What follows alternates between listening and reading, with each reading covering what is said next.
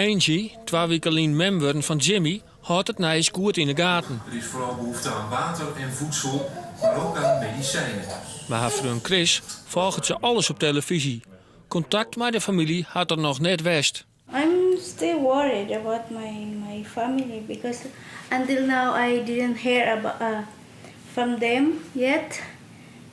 I keep trying calling but still out of reach. Heid, Mem en de broeren van Angie wonen in het rampgebied bij de stad Tacloban. Dat gebied is zwaar getroffen door de orkaan Haiyan.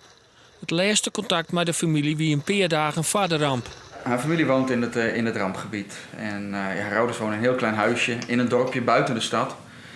Op een helling. Nou goed, ik weet hoe het eraan toe gaat als het regent, hoe het stroomt. Het is echt, het is gewoon alsof je dan een riviertje om het huis heen hebt.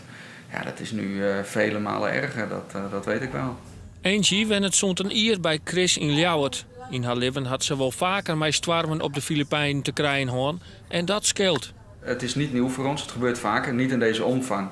Maar we zijn het gewend dat er een tyfoon komt en dat je 3, 4, 5 dagen helemaal niks van elkaar kunt horen. Even verderop in de stad bezieken Douwe Hipma zijn holle erbij te horen.